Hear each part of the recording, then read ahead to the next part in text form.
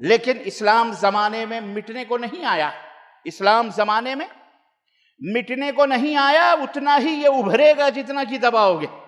افضل الصیام بعد رمضان شہر اللہ المحرم۔ جا اس دنیا کے جس بھی کونے میں تو برسے گی، جس بھی کونے میں برسے گی، یہ سن لے کہ وہاں کا خراج، وہاں کا ٹیکس، وہاں کی زکوٰۃ دارالسلطنت بغداد میں ضرور آئے گی۔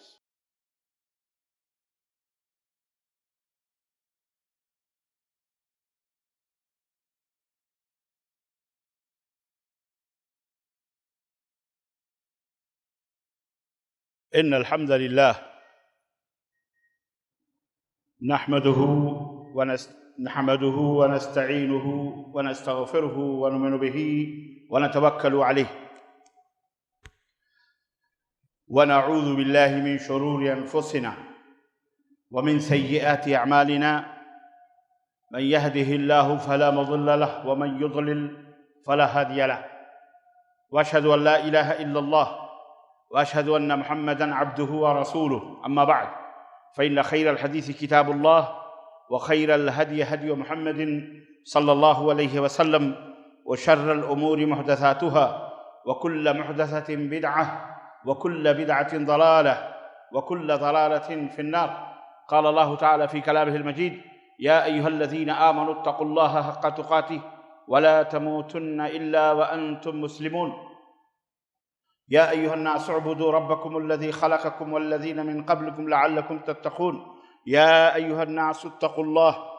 يا أيها الناس اعبدوا ربكم الذي خلقكم من نفس يا أيها الناس اعبدوا ربكم الذي خلقكم من نفس واحدة وخلق منها زوجها وبث منهما رجالا كثيرا ونساء واتقوا الله الذي تساءلون به والأرحام إن الله كان عليكم رقيبا.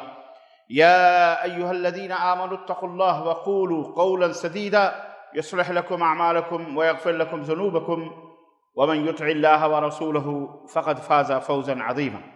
اللهم صل على محمد وعلى آل محمد كما صليت على إبراهيم وعلى آل إبراهيم إنك حميد مجيد. اللهم بارك على محمد وعلى آل محمد كما باركت على إبراهيم وعلى آل إبراهيم إنك حميد مجيد.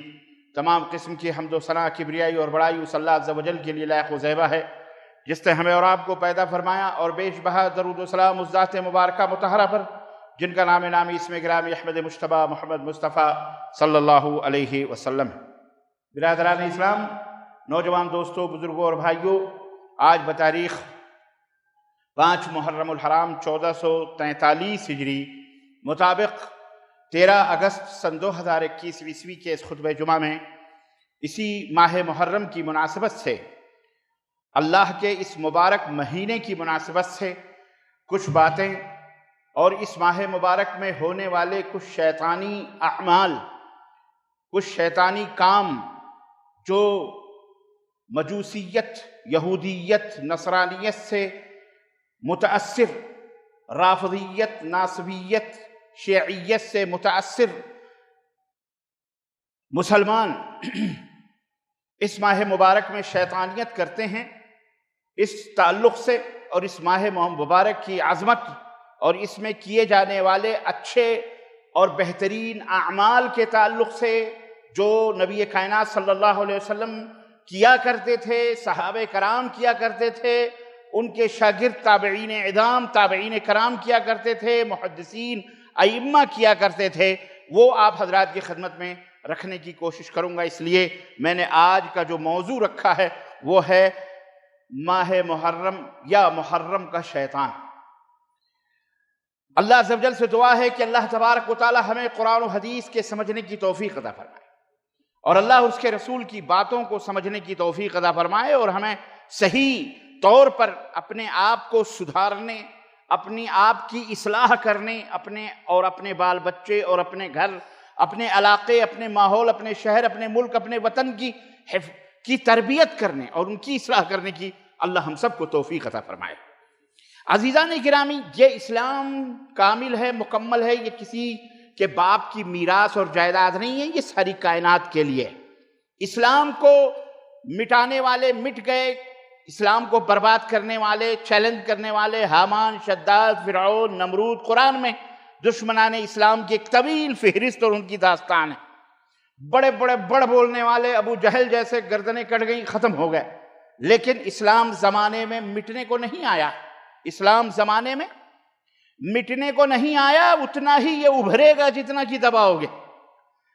بہت سارے شیاطین چلا رہے ہیں ہم اسلام کو مٹا دیں گے، پوری دنیا سے نیست و نابود کر دیں گے، اسلام اور مسلمانوں کا خاتمہ کر. کیا پدی کا شوربہ. اس نے سمجھا ہی نہیں اسلام کیا ہے.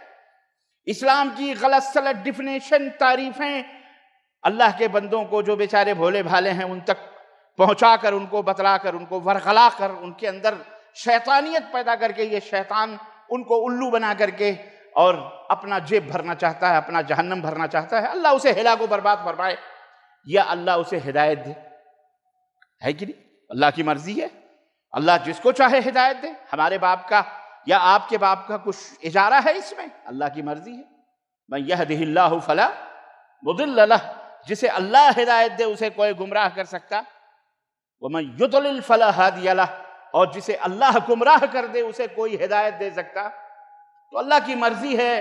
ہمارا کام ہے دعا کرنا، ہمارا کام ہے دعوت دینا، ہمارا کام ہے لوگوں تک اسلام کی خوبیوں اور اچھائیوں کو پہنچانا، اور اسلام کے اوپر لگائے گئے الزامات، شکوک، شبہات، گندگیاں، غلاظتیں، ان کی ذہنی خباثتوں کے گرد و غبار سے اسلام کے روشن اور منور چہرے کو صاف اور ستھرا کرنا. یہ ہمارا کام ہے، اہل ایمان کا کام ہے، اہل حق کا کام ہے، کتاب اللہ اور سنت رسول اللہ پر عمل کرنے والوں کا کام ہے. یہ تو ایک کیٹیگری ہے جو بد مقابل اسلام یہ کھڑی ہوئی ہے. ہم جانتے ہیں یہ گالی دے رہا ہے، یہ اسلام کے خلاف بول رہا، ہمیں پتہ ہے. ایک کیٹیگری ہمارے درمیان بھی موجود ہے جس کی سمجھ ہم کو نہیں لگتی. ہمارے ہی جیسا حولیہ ہے، ہمارے ہی جیسے چہرے ہیں، ہمارے ہی جیسے مہرے ہیں، ہمارے جیسے عبداللہ عبد الرحمن نام رکھے ہوئے ہیں، ہمارے ہی جیسے اذان دیتے ہیں، ہمارے جیسے مسجدیں تعمیر کرتے ہیں، ہمارے ہی جیسے دعوے کرتے ہیں قرآن پر، جھوٹے دعوے، منافقت کے جیسے بھی دعوے کرتے ہیں. ایسے لوگوں کا سمجھنا بڑا مشکل ہوتا ہے. لوگ کنفیوز ہو جاتے ہیں. آج مسلمان بھی بیچارہ کنفیوز ہو گیا. کیوں؟ ان کا سمجھ نہیں لگتی کہ یہ کس طرح سے اصلی اور نقلی مال جس طرح خلط ملط کر دیا گیا. چائنا کا، جاپان کا، جس کو تجاری آپ لوگ ماشاءاللہ انڈسٹری ایریا سے تعلق رکھتے ہیں، میکینک ہیں، کاریگر ہیں، ماشاءاللہ صاحب فن ہیں، ہنر ہیں. آپ کو پتہ ہے کہ ڈپلیکیٹ اور اصلی مال، بلکہ کبھی کبھی تو ڈپلیکیٹ مال اصلی مال کا بھی باپ لگتا ہے. دکھنے میں بڑا شائن، بڑا چمکدار، بڑا بہترین لگتا ہے، لیکن ورجنل مال اس کے مقابلے میں بیچارہ کمزور سا، تھوڑا سا میلا کچلا دھبا تھا یا کمزور سا دبا کچلا لگتا ہے. لیکن ڈپلیکیٹ مال مارکیٹ میں چائنا کا دیکھو کیسا چھایا ہوا ہے جناب علی کی.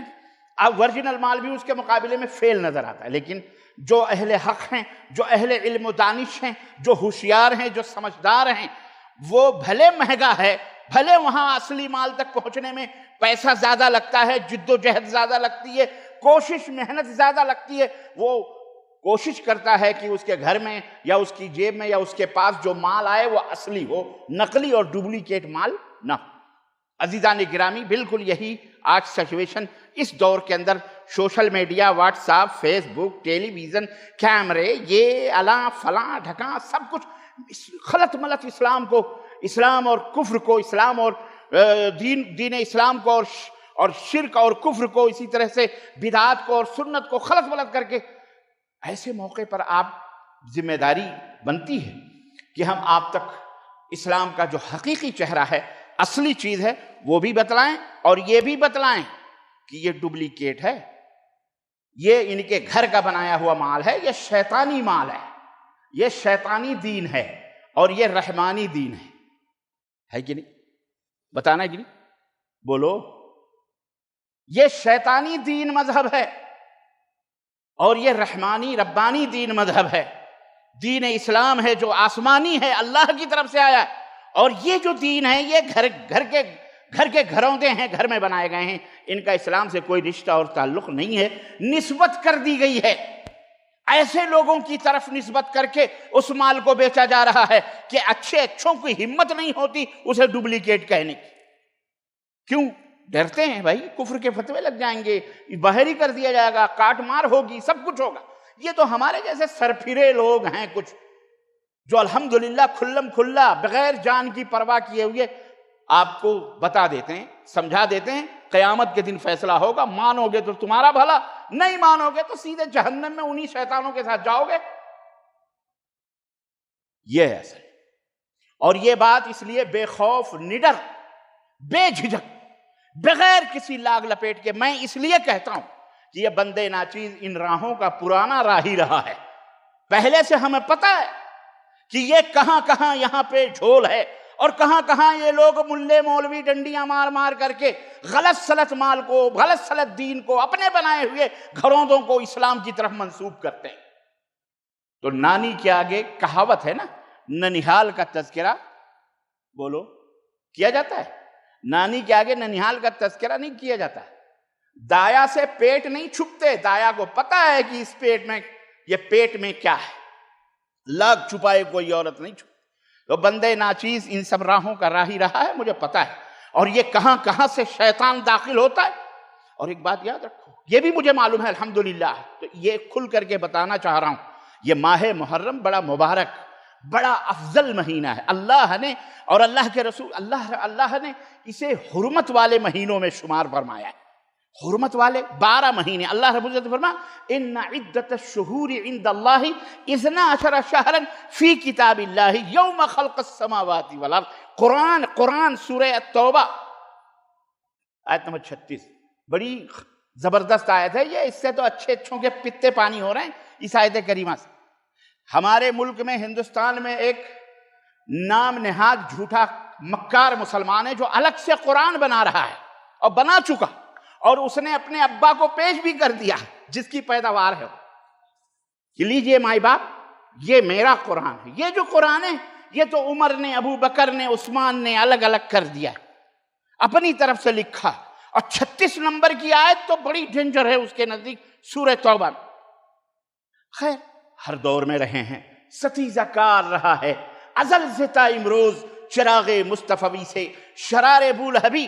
ہم تو بچپن سے ان آگوں کے کھلاڑی ہیں، ہمیں پتا ہے کہ حق کیا ہے، باطل کیا ہے۔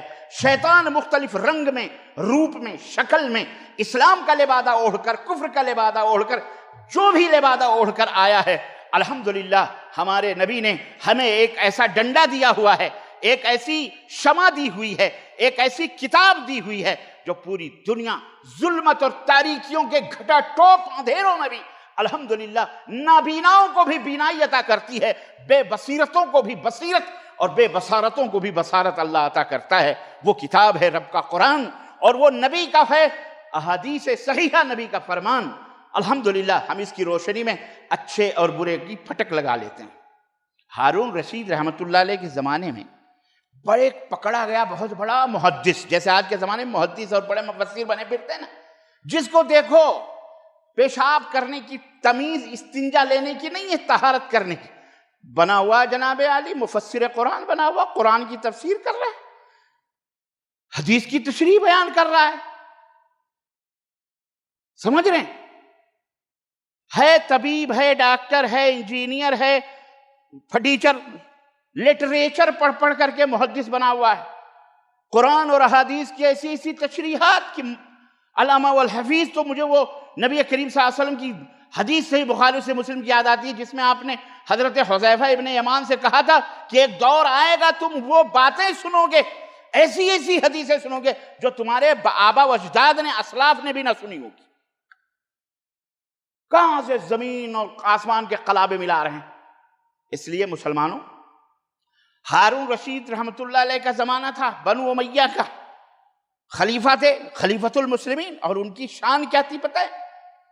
اللہ اکبر، مسلمانوں کی سلطنت اور ان کا حدود اربع، ان کا رقبہ کتنا بڑا تھا کہ بغداد کے اندر دارالسلطنت بغداد، ہارون رشید رحمۃ اللہ علیہ کا، بڑے دنوں سے بارش نہیں ہو رہی تھی، بادل کا ٹکڑا آیا، لوگوں کی امیدیں بڑھیں، خوش ہو گئے مرد عورت بچے کہ بارش ہوگی، سب انتظار میں تھے کہ اب بارش ہوگی بارش ہوگی، لیکن بدلی آئی اور چلی گئی، بارش نہیں ہوئی، لوگ نا امید ہو گئے، مایوس ہو گئے، خلیفۃ المسلمین بھی مایوس ہوئے۔ لیکن اس بدلی سے مخاطب ہوتے ہوئے حضرت ہارون رشید رحمۃ اللہ علیہ نے فرمایا، کہا اے بدلی، حیثما تمطری، جا اس دنیا کے جس بھی کونے میں تو برسے گی، جس بھی کونے میں بھی برسے گی، یہ سن لے کہ وہاں کا خراج، وہاں کا ٹیکس، وہاں کی زکوٰۃ دارالسلطنت بغداد میں ضرور آئے گی۔ چیلنج جس وہ اتنی لمبی سلطنت کی جہاں سورج بھی جن کی سلطنت میں غروب نہیں ہوتا تھا، ہم اس قطع زمین کے مالک تھے۔ سمجھ میں بات آئی؟ میں عرض یہ کر رہا ہوں، وہ ہارون رشید، الحمدللہ ہارون رشید کے زمانے میں ایک بہت بڑا محدث پکڑا گیا۔ محدث اپنے آپ کو کہتا تھا، جیسے آج کل کے زٹلیات مفسر محدث بنے پھر رہے ہیں، پیشے کچھ اور ہیں، پڑھا کچھ اور ہے، مطالعے اور ادھر کے دعوے کر کر کے حدیثیں اور قرآن کی تشریح کر رہے ہیں، تفسیر کر رہے ہیں۔ اللہ انہیں ہدایت عطا فرمائے۔ کہا خونی چمڑا بچھایا جائے، پکڑا گیا کہ وہ حدیثیں گڑھ گڑھ کر نبی صلی اللہ علیہ وسلم کی طرف منسوب کرتا تھا، حدیثیں گڑھتا تھا۔ کیا گڑھتا تھا؟ جیسے آج آیتیں گڑھ گڑھ کر کے ملا رہے ہیں نا لوگ، چھانٹ رہے ہیں، کانٹ رہے ہیں۔ اب ہارون رشید کا زمانہ ہوتا تو یہ ایسے زٹلیات جو آج قرآن کے اندر ملاوٹ کر رہے ہیں، قرآن کے اندر تحریفات کر رہے ہیں، قرآن کو جھوٹا کر رہے ہیں، یہ بچتے؟ خیر، اللہ ان سے نپٹے گا انشاءاللہ تعالیٰ، وہ سب سے بڑا انتقام لینے والا ہے۔ بولو آمین۔ ہارون رشید رحمۃ اللہ نے کہا خونی چمڑا بچھایا جائے، خونی چمڑا بچھایا گیا، جلاد بلایا گیا، اس کو ختم کیا جائے، ختم کرو اس کو۔ نبی صلی اللہ علیہ وسلم کے اوپر اتنی حدیث ہیں، لیکن اتنے ڈھیٹ ہوتے ہیں یہ جو دلال ہوتے ہیں نا، دلال، جھوٹے، کذاب، مکار، اتنے ڈھیٹ ہوتے ہیں، اتنے، کیونکہ شیطان ہوتے ہیں، اور آخری دم تک بھی شیطان جھوٹ بولتا رہتا ہے اور آپ کو بہکانے کی آخری لمحے تک کوشش کرتا ہے۔ کہا امیر المومنین مجھے آپ قتل کر دو گے کوئی بات نہیں، لیکن یہ بتاؤ جو 10,000 حدیثیں، کتنی؟ 10,000 حدیثیں گڑھ گڑھ کر میں نے صحیح حدیثوں میں خلط ملط کر دیا ہے، مکس کر دیا ہے، اس کا پتہ تمہیں کیسے چلے گا اگر مجھے مار ڈالو گے؟ تو میں زندہ رہا تو بتاؤں گا نا کہ میں نے یہ حدیثیں نہیں، اگر، اور یہ تو میں نے ایک کی کہانی بتائی، ایسے نہ جانے کیسے کتنے روپ دھارن کر کے اسلام کو برباد کرنے اور مٹانے کے لیے یہودیت، نصرانیت نے جد و جہد کی۔ عزیزان محترم، ہارون رشید رحمۃ اللہ علیہ نے کیا کہا معلوم؟ جواب دیا، کہا مردود تجھے پتہ نہیں کہ اللہ کے فضل و کرم سے ہم میں عبداللہ ابن مبارک جیسی ہستیاں، اللہ، عبداللہ ابن مبارک اور ابو معاویہ الضریر جیسی محدثین موجود ہیں، جس طرح سے عورتیں چاولوں سے کنکر چن چن کر کے نکال کے باہر کرتی ہیں، ہمارے یہ محدثین تیری جھوٹی اور گڑی ہوئی احادیث کو انہی کنکروں کی طرح نکال نکال کے صحیح حدیثوں سے الگ کرتے ہیں۔ اِنَّا نَحْنُ نَزَّلْنَا الذِّكْرَ وَإِنَّا لَهُ لَحَافِظُونَ۔ رب ذوالجلال نے قرآن میں فرمایا ہم نے اس دین کو، اس ذکر کو نازل فرمایا ہے اور ہم ہی اس کی حفاظت کرنے والے ہیں، اور قیامت تک اس کی حفاظت انشاءاللہ ہوتی رہے گی۔ اور اللہ کے نیک اور صالح بندے اور اللہ ایسے لوگوں کو پیدا فرماتا رہے گا قیامت تک، کہ ایسے جھوٹے، مکاروں، عیاروں، کذابوں، شکم پروریں اور دین اسلام کی شکل اختیار کرنے والوں کے پردے فاش کرتے رہیں گے، حق اور باطل کا ڈنکے کی چوٹ پر اس کے درمیان فرق کرتے رہیں گے، تمیز کرتے رہیں گے، لوگوں کو بتلاتے رہیں گے۔ الحمدللہ انہیں گالیاں دینے والے گالیاں دیں گے، بکاریاں کرنے والے، جھوٹی تہمتیں لگانے والے دیتے رہیں گے، لیکن ان کا کچھ بال بھی بیکا کر سکتے نہیں کر سکتے۔ یاد رکھو، واللہ یعصمک من الناس، اللہ نے اپنے نبی حضرت محمد الرسول اللہ صلی اللہ علیہ وسلم سے فرمایا کھل کر کے دین کا اعلان کرو، کھل کر کے دین کی تبلیغ کرو، کھل کر کے دین کی دعوت دو۔ واللہ یعصمک من الناس، اللہ تجھے لوگوں کے مکاریوں سے بچائے گا، اللہ حفاظت کرے گا، اور جس کی حفاظت وہ عرش والا کرے اس کو کوئی کچھ کر سکتا؟ ارے اس کو اگر اللہ نے اس کے مقدر میں شہادت بھی لکھی ہے تو بھی اس کے لیے بڑی عظمتوں کی بات ہے کہ اللہ رب العزت کے ہاں وہ شہید کا مقام اور درجہ حاصل کر کے جائے گا۔ ایسی قسمت سب کی کہاں ہوتی ہے عزیزان گرامی؟ تو یہ دین اور یہ اسلام اس طرح سے ہم تک پہنچا ہے اور قیامت تک یہ دین اسی طرح سے چلتا رہے گا۔ آج یہ شہر اللہ المحرم، اللہ تبارک و تعالیٰ کا 12 مہینوں میں سے اللہ نے فرمایا 12 مہینے ہیں۔ قرآن کیا کہتا ہے کتنے مہینے ہیں؟ بولو 10 اور 2 12۔ اللہ اکبر، یہ 12 مہینے کوئی نئے نہیں ہیں، اللہ نے قرآن میں ثبوت دیا ہے۔ کبھی بھی کوئی تم سے کہے 12 مہینے انگریزوں نے بنائے، انگریزوں نے نہیں بنائے، انگریزوں نے ان کی کیا بساط زٹلیات کی، جنہیں پتہ ہی نہیں حلال کیا ہے، حرام کیا ہے، سچا کیا ہے، جھوٹا کیا ہے، اللہ کون ہوتا ہے، رسول کون ہوتا، پتہ ہی نہیں۔ رسول ہی کو اللہ بنا دیا انہوں نے۔ خنزیر کھانے والے ان کو پتہ ہوگا؟ بولو، خنزیر کھانے والوں کی طبیعتیں بھی خنزیروں جیسی ہو جاتی ہیں، مزاج بھی وہی ہو جاتا ہے خنزیروں والا۔ تو اللہ رب العزت نے فرمایا، کیا فرمایا؟ ان عدت الشہور عند اللہ، مہینوں کی جو تعداد ہے، عدہ مانے تعداد، مہینوں کی جو تعداد ہے اللہ کے نزدیک کتنی ہے؟ 12 شہرن، کتنے مہینے؟ 12 مہینے۔ کب سے اللہ، کب سے 12 مہینے ہیں؟ کب سے؟ جب سے نبی آئے جب سے؟ یا قرآن جب سے اترا تب سے؟ نہ، رب کہہ رہا ہے یوم خلق السماوات والارض، جب سے یہ زمین اور آسمان پیدا کیے گئے اسی دن سے اللہ نے 12 مہینوں کو بھی پیدا، سمجھا کرو فضل صاحب، 12 مہینوں کو بھی اللہ نے پیدا فرمایا۔ مہینے کتنے ہوتے ہیں؟ بولو 12 مہینے کتنے ہوتے ہیں؟ اللہ فرماتا ہے منہا 4 حرم، 4 مہینے اس میں حرمت والے ہیں، باعزت، افضل، مکرم، محترم۔ 4 اللہ فرماتا 4 مہینے، ذالک الدین القیم، یہ جو 4 مہینے یہ حرمت اور ادب کے مہینے، اس میں ادب کرو، اس میں کیا کرو؟ ادب کرو۔ ذالک الدین القیم، یہی درست اور صحیح دین ہے، یہی درست، اور گارنٹی کون دے رہا ہے؟ بولو، قرآن ہے، قرآن اللہ دے رہا ہے۔ فرماتا ہے فلا تظلموا فیہن انفسکم، یہی صحیح دین ہے، 4 مہینے ادب کے ہیں، احترام کے ہیں۔ فلا تظلموا فیہن انفسکم، تو ان 4 مہینوں میں اپنے آپ پر ظلم نہ کرو، نہ اپنے آپ پر ظلم کرو۔ ظاہر ہے کسی کو ستاؤ گے تو سمجھو خود ہی اپنے آپ کے اوپر ظلم کر رہے ہو، نہ خود پر ظلم کرو نہ دوسروں کے اوپر ظلم کرو۔ آگے فرماتا ہے وَقَاتِلُوا الْمُشْرِكِينَ كَافَّةً كَمَا يُقَاتِلُونَكُمْ، تمام مشرکوں سے قتال کرو، کافۃً، تمام مشرکوں سے قتال کرو، كَمَا يُقَاتِلُونَكُمْ، جیسے کہ وہ تم سے قتال کرتے ہیں، یعنی وہ تم سے قتال کر رہے ہیں تو یہ نہیں کہ ادب کا مہینہ ہے، حرمت کا مہینہ ہے۔ اللہ فرماتا ہے جیسے وہ ادب اور احترام کرو اس مہینے کا، لیکن اگر کفار تمہارے اوپر حملہ آور ہوں، مشرکین تم سے جنگ کریں، مشرکین تم سے لڑائی کریں، تو پھر کیا کرنا ہے تم کو؟ تمہیں بھی ڈٹ جانا ہے۔ پھر وہ ادب اور احترام یہی ہوگا کہ تم بھی ان کے خلاف کھڑے ہو کر کے ان سے لڑائی کرو، جہاد کرو اور ان کے فتنوں کو ختم کرو۔ اللہ فرماتا وَاعْلَمُوا أَنَّ اللَّهَ مَعَ الْمُتَّقِينَ، اور جان لو کہ اللہ ہی متقیوں کے ساتھ ہے، اللہ تبارک و تعالیٰ ہی متقیوں کے ساتھ ہے۔ اللہ اکبر۔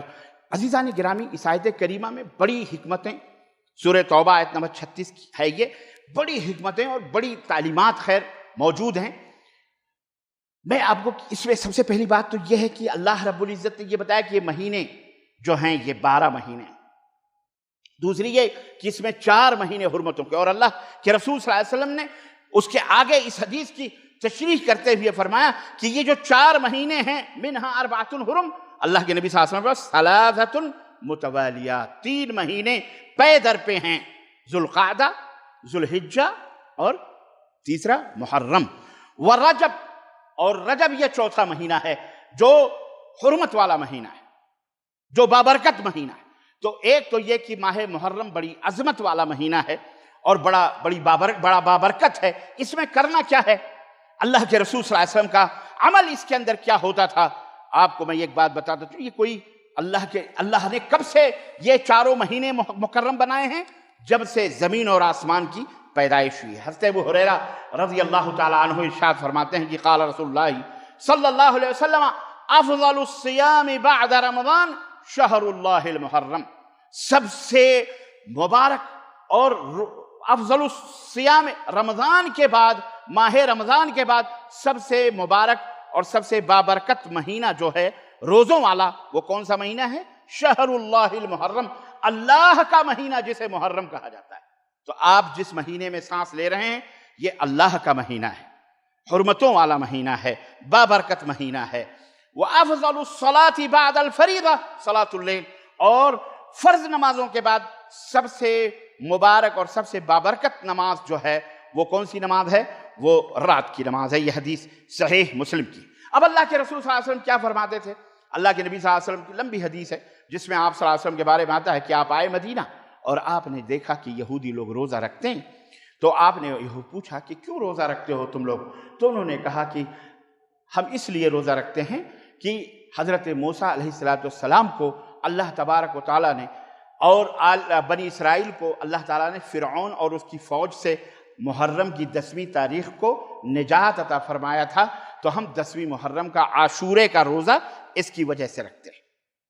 تو آپ صلی اللہ علیہ وسلم نے فرمایا تم سے زیادہ حق مجھے ہے، اس لیے ہم بھی اس مہینے اس 10 تاریخ کو روزہ، آپ صلی اللہ علیہ وسلم تو پہلے بھی رکھتے تھے اور رمضان المبارک سے پہلے 10 محرم کا روزہ فرض تھا، اس کے بعد بھی آپ صلی اللہ علیہ وسلم نے روزہ رکھا اور فرمایا کہ، اور دوسری حدیث میں آتا اگر میں اگلے سال زندہ رہا تو میں ایک دن پہلے کا روزہ رکھوں گا، اور مسند احمد کی روایت یہ ہے کہ ایک دن پہلے یا ایک دن بعد، یعنی 9-10 کا روزہ یا 10-11 کا روزہ رکھنا چاہیے، یا کوئی آدمی چاہے تو 9-10-11 تینوں روزہ رکھ سکتا ہے۔ تو اللہ کے رسول صلی اللہ علیہ وسلم نے اس روزے کی فضیلت اور اس روزے کی برکت کے بارے میں فرمایا کہ صیام یوم عاشورہ احتسب علی اللہ ان یکفر السنۃ التي قبلہ، مجھے اللہ کی ذات سے یقین ہے کہ عاشورے کے روزے کے بدلے اللہ تبارک تعالیٰ پچھلے 1 سال کے گناہوں کو معاف فرما دیتا ہے۔ تو عزیزان گرامی، وہ ماہ مبارک آپ کے دروازے پہ دستک دے چکا ہے، آپ اس ماہ مبارک میں داخل ہو چکے ہیں۔ عاشورے کا روزہ بھی قریب ہے، اور 10 محرم کو عاشورہ آپ کو پتہ ہے، تو اس سے پہلے ایک دن روزہ رکھیں 9-10 کو، یا 10 اور 11 کو، یا تینوں روزے آپ رکھ سکتے ہیں، آپ کے لیے جائز اور حلال ہے۔ یہی اسلام ہے، یہی درست دین ہے، اور یہی رکھنا ہے۔ اس کے علاوہ اس مہینے میں جو کچھ بھی ہوتا ہے، امید تھی کہ میں وہ تمام سب چیزیں بتاؤں گا، لیکن بہرحال انشاءاللہ یہ اگلے جمعے میں ہم اس کو کچھ کریں گے۔ اللہ عز و جل سے دعا ہے کہ اللہ تعالی ہمیں اور آپ کو نیک عمل کرنے کی توفیق عطا فرمائے، اور اللہ عز و جل ہمیں اللہ اور اس کے رسول کی باتوں پر عمل کرنے اور اس کے مطابق زندگی گزارنے کی توفیق عطا فرمائے۔ آمین یا رب العالمین۔ بارک اللہ لنا ولکم فی القرآن ونفعنی وإیاکم بالآیات والذکر الحکیم، انہ تعالی جواد کریم ملک بر رؤوف رحیم۔